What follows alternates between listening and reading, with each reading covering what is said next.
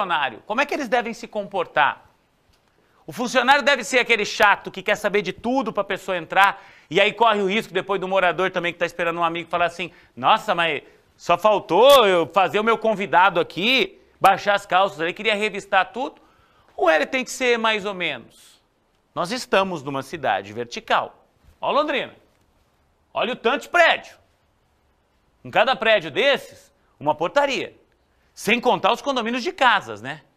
Vamos entender um pouco desse treinamento e na sequência eu vou abrir para suas dúvidas, tá? Você que mora em condomínio, pode perguntar, você faz o balanço comigo aqui na RIC. É um dia a dia complicado para esses profissionais. Eles ficam o tempo todo ligados, observando detalhes que para muita gente passam despercebidos. O Ricardo trabalha em prédios e condomínios há 10 anos.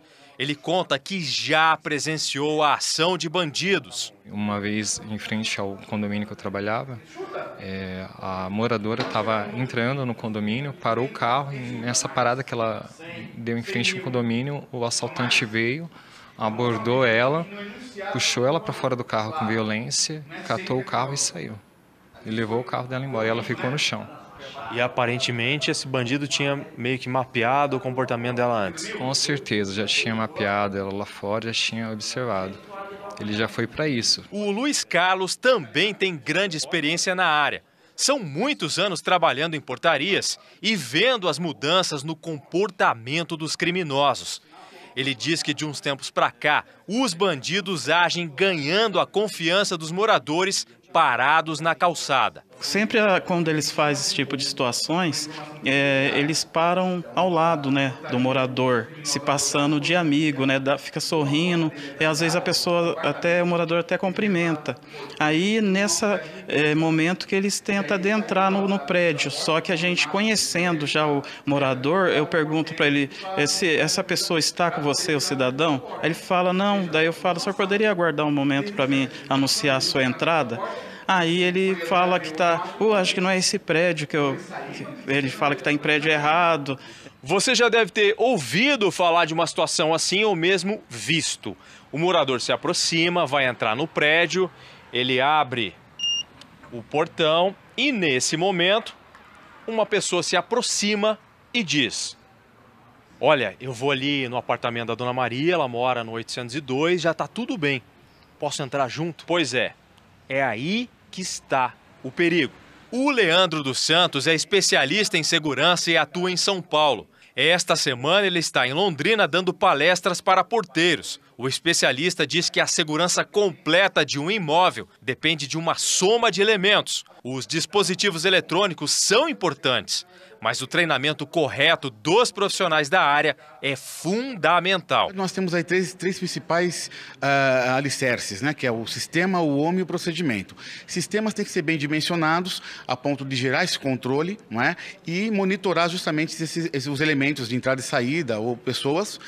O homem, ele é modo de falha, é natural que seja, então ele tem que ser justamente corrigido pelo sistema, que é a maior base de risco, tem que ser direcionado ao sistema, e o que contribui diretamente numa regressão automática é o procedimento. É ele que responde por 50% de toda a ação de segurança. O procedimento bem regrado, bem escrito, de que forma que entra condômino, visitante, morador, e com isso uma aprovação via assembleia para que aquele elemento seja realmente ratificado. O Leandro também faz um alerta. Ele reforça exatamente o que a maioria dos porteiros relata nos dias de hoje. A malandragem tenta principalmente enganar os moradores dos prédios. O criminoso percebe um morador que sai com um cachorro, por exemplo, brinca com o cachorrinho e fala, você mora aqui também? Eu também moro. Aproveita, né, justamente desse momento e gera o acesso junto com o morador, dando a indução para o porteiro de que eles estão juntos. Essa seria, digamos assim, esse seria o modus operandi mais habitual hoje em dia da bandidagem? É o mais habitual e a ousadia é tanta, né, que eles chegam justamente a forçar entradas, e também temos alguns casos onde eles se movimentam e se mostram como moradores realmente, mostrando chaves para que consigam acesso e ganho de confiança. Pois é, esse tipo de situação, tá, que é cada vez mais comum, e eu repito, ainda mais aqui em Londrina, que é uma cidade que está crescendo para o alto, e mesmo quando a gente fala dos condomínios de casas, né, como se prevenir com relação a isso? Eu estou recebendo com muito prazer o especialista que estava aí nessa reportagem e está comigo aqui nos nossos estúdios, nos estúdios do Balanço, 1h31. Vem comigo aqui para a gente conversar com ele, com o Leandro dos Santos. Leandro, obrigado por ter você aqui no Balanço. Eu que agradeço, obrigado.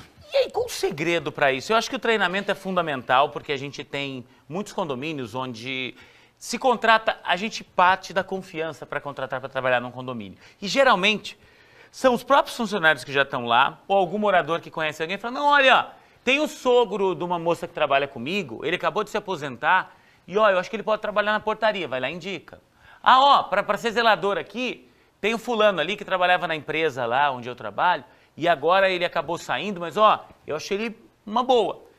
Não vou discutir a índole de ninguém, pelo contrário, mas treinamento nesse momento é importante para entender esse comportamento criminoso que muda, né? Que vai mudando, não se assalta condomínio hoje do mesmo jeito que 10 anos atrás. Perfeitamente. Uma boa tarde para você e para todos que assistem. Veja, primeiro devemos lembrar que Londrina é uma das maiores, se não a maior cidade vertical, proporcionalmente falando, não é? Pelo tamanho da cidade e pelo número de condomínios. O crime é sazonal. O criminoso ele atua numa região e viaja para poder praticar esses tipos de furtos em outras regiões que ainda não têm cultura de segurança. Normalmente a portaria do prédio, né, se trabalha com processos, independente de quem trabalhe, tendo processo baseado em algumas tríades, sistema, homem e procedimento. É necessário que tenha um sistema bem dimensionado, o homem bem posicionado, conhecendo regulamentos, conhecendo o processo e o procedimento escrito e regulamentado, para ganhar força para mitigação de risco, e com isso o próprio condômino não reagir e não resistir aos procedimentos. É porque que também eu é um disse elemento. aqui, né? Às vezes essa complicação para alguém entrar, pede documento, pede tudo. O próprio morador vai falar assim, poxa, mas para que pedir o RG para o meu convidado? Eu falei que podia entrar, por que isso? Como chegar nesse consenso? Como ter esse procedimento sendo cumprido e não irritar o morador ou a pessoa ali que está recebendo o convidado? É importante essa pergunta. Palestras orientativas mostrando as estatísticas de crimes em condomínios são sine qua non. É importante que se tenha e é uma obrigação porque o condômino, muitas vezes, ele mora e não sabe dos crimes em condomínios.